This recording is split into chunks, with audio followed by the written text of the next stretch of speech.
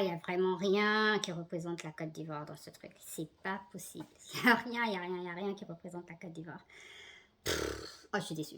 Bonjour, bienvenue sur les pensées de Nafissa. Aujourd'hui, on va réagir sur la vidéo de Josh Khalil, un très très bon YouTuber. C'est quelqu'un qui va un peu partout, rentre dans les avions et exprime toutes les choses qu'il pense, ce qui est bien, ce qui n'est pas bien. Et vraiment, d'abord, je vais parler de beaucoup de choses. Pour commencer, ça, c'était de la pub gratuite que Air Côte d'Ivoire devait vraiment utiliser à bon escient. Ça montre beaucoup de failles pour non seulement Air Côte d'Ivoire, mais pour beaucoup de business en fait ouest-africains, parce que parfois on fait des choses chez nous où on a l'impression que c'est la base quoi. Donc il y a des choses où je suis pas contente avec Josh parce qu'il a dit qu'on était discriminatoire avec les couleurs de peau. C'est pas du tout le cas de la Côte d'Ivoire. La Côte d'Ivoire, c'est le pays de l'hospitalité. C'est littéralement la deuxième phrase de l'hymne national de Salut aux terres de l'espérance, pays de l'hospitalité. C'est littéralement vrai. En Côte d'Ivoire, si quelqu'un est en train de manger et puis te dit, maman, viens, tu vas t'asseoir, on va manger. Il le pense vraiment. Tu t'assois, la personne lave tes mains, mange. On partage beaucoup. Moi, je suis en Côte d'Ivoire. Le premier vol que j'ai pris dans ma vie, j'avais 3 jours. Et c'était de la Côte d'Ivoire vers le Burkina. Et quelques jours plus tard, du Burkina vers la Côte d'Ivoire, j'ai grandi dans les avions. Ça m'a tellement touchée. J'ai envoyé cette vidéo à beaucoup de gens aviation. Parce que l'aviation, c'est ce qui a payé mes études. C'est ce qui a payé ma scolarité. C'est ce qui a nourri notre famille. Donc, ça me fait mal quand je vois ce genre de trucs. Surtout que moi, j'ai commencé ma vie avec tout ce qui était Air Afrique, blablabla, Air Burkina, Air Ivoire. Ça s'appelait même pas Côte d'Ivoire avant. Donc, quand on voit des vidéos comme ça, c'est personnel. Et je voulais vraiment donner mon avis. Donc, il y a du bon, il y a du mauvais. Mais en tout cas, si je dois dire quelque chose à Air Côte d'Ivoire, il faut arrêter de bloquer des gens. C'est la deuxième fois que je vois qu'on bloque des gens. Ils avaient bloqué entre-temps juste Crépin. Mais c'est des vidéos en fait qui permettent aux gens de changer, de modifier quelque chose, certaines choses pour s'améliorer. Parce que on a besoin que les gens viennent visiter l'Afrique. On a besoin que les gens prennent Air Côte d'Ivoire. Moi, j'ai pas besoin de pub, hein. Tant qu'on va me dire Air Côte d'Ivoire, Air France, je vais toujours supporter Air Côte d'Ivoire. Tant qu'on va me dire Kenya Airways et United, l'avion américain, je vais toujours prendre Kenya Airways. Je prends des compagnies africaines d'abord. Parfois, tu peux même faire des détours tant qu'on n'a pas le choix. Et malheureusement, parfois, Air Côte d'Ivoire perd, ou même plusieurs de nos compagnies perdent des clients. Ça m'est arrivé, un jour, je devais revenir du Kenya. Les gens qui payaient mon billet, bon, il n'y avait plus de vol, il n'y avait pas de vol direct. Donc, on m'a mis sur Emirates. Je suis partie de Nairobi, Dubaï. Et le vol ensuite arrive à Accra avant d'arriver à Abidjan.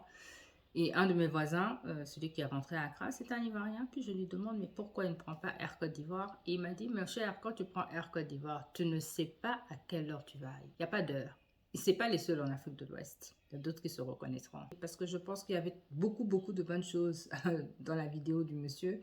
Ensuite, il y a eu des choses où il les a appelés aussi des scammers. Mais dans la vie, quand tu payes pour quelque chose et tu donnes plus d'argent et on te donne pour la version la moins chère, tu n'es pas content. Donc, on va parler de tout ça. Je vais faire plusieurs chapitres. Et le premier chapitre, c'est qu'est-ce qui s'est passé? Josh Cahill, un Américain qui fait des vidéos, donc qui rentre dans des avions, dans différentes classes, donc classe éco, classe business, first class, double deck, tout ce genre de trucs, et qui donne son avis, ça c'est bon, ça c'est moins bon, ça serait bien. Donc, quand même, c'est quelqu'un qui a vraiment une très bonne réputation, une grosse réputation. Et je pense que la première erreur, c'est que les compagnies aériennes n'aient pas une liste de personnes importantes comme ça à voir. Parce que dès le moment où ce mec-là remplit sa réservation avec son nom, quelque chose dans le système aurait dû dire personne importante. Quelqu'un qu'on doit vraiment chouchouter pour donner une bonne image de la chose, surtout quand on voit qu'on veut attirer des clients. Ça, c'est très important. Donc, il faut avoir cette bande de données. Il faut avoir un service qui s'occupe de savoir qui est en train de rentrer dans l'avion, comment réagir avec ces personnes-là. Il y a des avions, même quand des personnes comme nous autres, quand tu rentres dans l'avion, on dit « Ah, Madame Konaté, ça va, blablabla. » Parce qu'ils veulent pouvoir avoir ce service à la clientèle qui est important. Il arrive pour s'enregistrer. La dame lui dit, c'est étonnant parce que chez moi, il n'y a personne qui est en business. Donc, il avait réservé un billet business pour aller à Abidjan et le lendemain, il devait revenir en classe éco pour pouvoir nous montrer comment est la classe business et la classe éco. Donc, il arrive, la dame lui dit, non, pour moi, il n'y a personne. Donc, elle prend ses informations, son billet, son passeport, elle rentre ses informations et puis elle lui dit, mais non, en fait, vous êtes en économie. Le gars lui dit, mais non, j'ai payé moi-même. Moi-même, j'ai payé.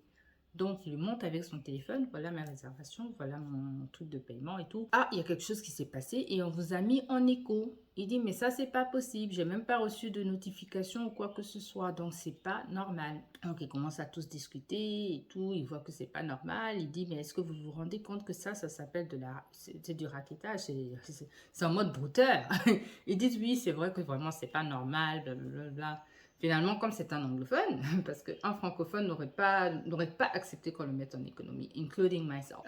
Donc, il accepte quand même son billet économie aller. Et puis, le gars lui dit, oui, mais demain, peut-être qu'on va te trouver une solution quand tu reviens. Ils disent, ah, vous allez me décaler en dessous, vous allez me mettre avec les bagages. Le gars dit, mais non, et tout. Bon. Il accepte, il exprime quand même qu'il n'est pas content. Il fait des petites vidéos entre où il dit que quand même, franchement, quand le vol, en plus, on te dit qu'il n'y a personne dans l'avion, il n'y a personne en business, il n'y a personne en first class et qu'ils voient vraiment ton reçu qui montre que tu as payé pour être en business. Ne pas juste avoir cette idée de dire directement « Ah, on ne sait pas ce qui s'est passé, mais vous en faites pas, on va quand même vous donner une place en business. » Ça, c'est quand même bizarre parce que c'est un mauvais service à la clientèle. Donc, il rentre dans l'avion, il s'assoit.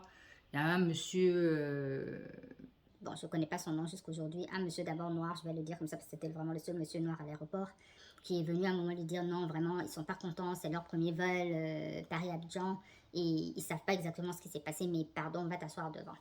Donc au début, je pense qu'il voulait l'asseoir même en business, et finalement, il s'est quand même retrouvé en first class. Donc, So, I am now in business class, as you probably saw it, and I don't know whether that's part of their service recovery or whether they figured out that I review airlines for a living. Qui était aussi vide, by the way.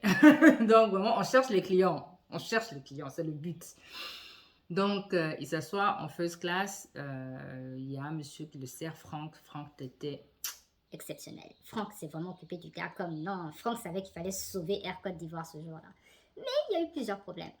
Problème numéro 1, la bouffe. Vous savez, quand on a des compagnies africaines, il faut pouvoir représenter l'Afrique. Donc, on lui emmène entre-temps un petit déjeuner. Je ne sais pas s'ils sont partis la nuit, mais c'est le premier problème. C'est le seul repas qu'ils ont eu. Il y avait une omelette, il y avait une confiture Bonne Maman, avec tous les fruits qu'on a en Côte d'Ivoire. Confiture Bonne Maman, qui est très bonne. Hein. Bonne Maman, c'est une très bonne marque. Mais on aurait pu faire mieux. Le gars était déçu et c'est tout ce qu'ils ont mangé. Donc, un croissant, un petit pain, une omelette, un truc comme un jelly.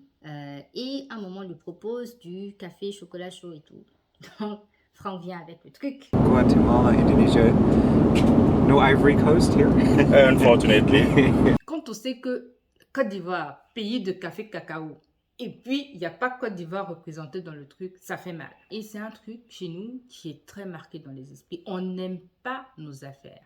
Quand tu vas à des réunions, on va jamais même te présenter le café Côte d'Ivoire. On va te donner Nescafé ou on va te donner ça, là, carte noire. Et puis tout le monde dit non, ça c'est la bonne qualité. Tout. Dans un pays où on produit du café cacao, quand on était petit, il y avait une marque qui s'appelait Chocody. Oh my God. Pour moi, pour quelqu'un qui adore le chocolat, suisse, belge, tout ce que vous voulez, ne pas pouvoir avoir ce chocolat-là au niveau international, c'est un crime. Et c'est tellement un crime parce qu'en temps, la compagnie est tombée. Cette compagnie avec le meilleur chocolat en poudre au monde, elle est tombée. Donc apparemment, il y a un monsieur libanais qui a racheté. Et lui, qu'est-ce qu'il a fait? Il n'a pas changé le chocolat chaud, hein, le goût. Mais il a changé le packaging. Donc quelques années après, j'arrive, je dis, mais Chocody, ça existe plus. On me dit, non, que c'est un libanais qui a pris. Et lui, il a mis ça dans un truc qui ressemble à du Nesquik. Je ne sais pas pourquoi. On peut avoir un packaging qui nous ressemble. Ça doit ressembler au truc des autres. Bon, je déteste le Nesquik. Donc, il n'y a pas de chocolat chaud. Il n'y a pas de bouffe africaine. Entre-temps, après ça, il n'y a pas beaucoup de bouffe. On lui envoie la pochette pas africaine. Avec tous les pains que nous avons, on pourrait appeler quelqu'un comme Maureen, Nana Wax, pour qu'elle nous fasse du bon packaging. Avoir un petit pot de beurre de karité dedans, au lieu d'utiliser les crèmes des autres. Parce que les gens font leur pub dans ce genre de trucs. Là, moi, il y a plein de parfums ou de pommades que j'utilise parce que c'est des trucs qu'on trouve dans ces pochettes ou dans les hôtels. Des marques comme Roger et Gallet, c'est des trucs que j'ai connus dans l'avion. des marques comme Parfum Rocas dans l'avion, parce que c'est ce qu'il y avait de toute façon dans Air Afrique quand on était petit. Et non, tout ça, il n'y a rien d'africain, à part les couleurs. Couleur de l'avion, là, les lumières de l'avion qui étaient orange, blanc, vert représentent.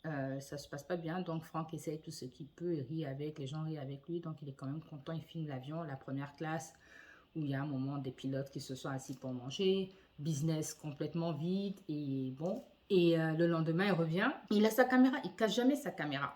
Le mec, il a sa caméra pour essayer de filmer les bonnes choses. Il veut pas que la vidéo soit mauvaise, il veut pas critiquer, c'est pas le but en fait.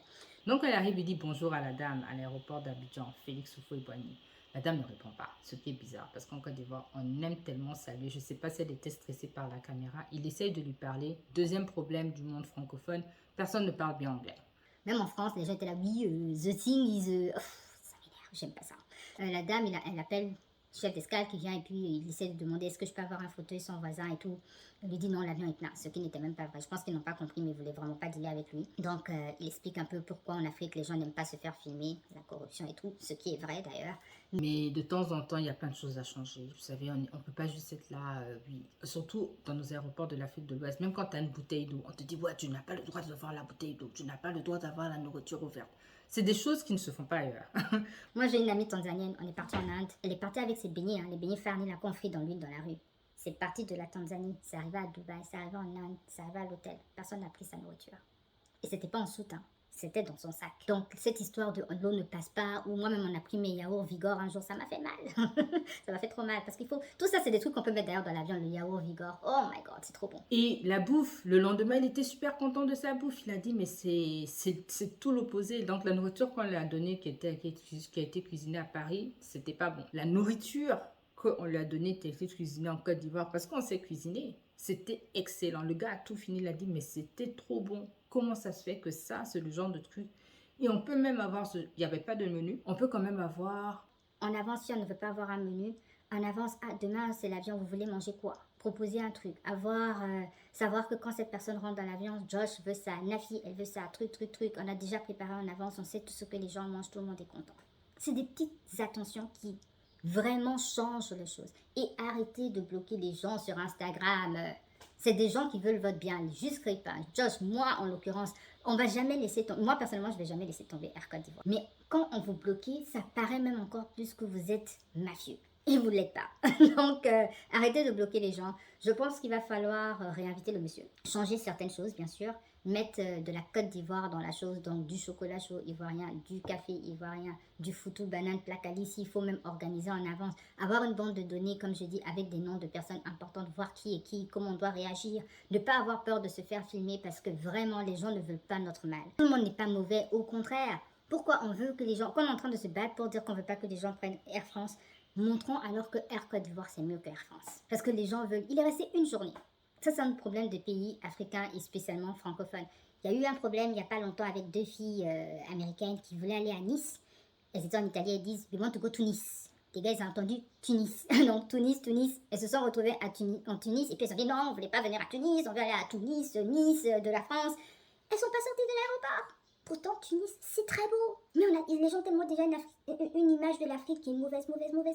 Air Côte d'Ivoire, c'est la vitrine. Ça veut dire que tu veux que ça se passe bien et puis que tu veux que les gens restent, les gens dépensent leur argent en Côte d'Ivoire. Aïe, Assini, aïe, là, va voir Cocody, même Trècheville, tu vois, où moi-même je suis née. Et on doit travailler sur ça. Il faut laisser les sentiments de côté.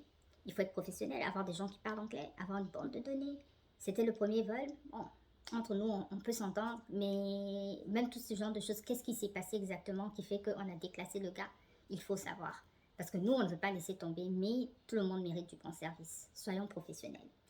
Donc, il a eu tort quand il a dit qu'il y a eu la ségrégation. Il n'y a pas de ségrégation en Côte d'Ivoire. Pas du tout. Ça, c'est le truc où j'étais vraiment anti dans sa vidéo. La Côte d'Ivoire, c'est un des meilleurs pays au monde quand ça vient au niveau de l'hospitalité. Quelle que soit ta couleur de peau, quelle que soit ton origine, quelle que soit... Moi, ma maman m'appelle ce pays la bec à Dougou parce que vraiment, tu peux venir de n'importe où, tu vas toujours te sentir à la maison en Côte d'Ivoire. Donc, tu vas bien manger. Donc, donnons la bonne bouffe. Appelons les gens de Dabali Express pour nous aider. Appelons des Maureen. Allons voir nos gens qui font des coutures, faire des belles pochettes. Mettons des trucs là-bas, les beaux bijoux là, comme ça dessus, pour rappeler toujours la Côte d'Ivoire. On veut que les gens visitent la Côte d'Ivoire. On veut que les gens aiment la Côte d'Ivoire, soient satisfaites de la Côte d'Ivoire quand ils repartent. Donc, c'était mon point de vue. Donc, Air Côte d'Ivoire, on attend vos changements. Et puis, il faut peut-être réinviter le gars quand il y aura des changements. Le faire rester à Abidjan un peu une bonne semaine. Parce que quand on va finir de manger, nous, on sait que non, il va dire non, je me suis trompée. Non, c'est le pays nous appelle. Comme on dit dans l'hymne national, le pays nous appelle. Donc, voilà, c'était mon avis sur tout ça. Et puis, améliorons-nous dans tout en Afrique de l'Ouest. On doit faire ça, on doit être plus professionnel tout le temps. Voilà, bonne journée, abonnez-vous si vous voulez. Et puis voilà, à la prochaine. Bye bye.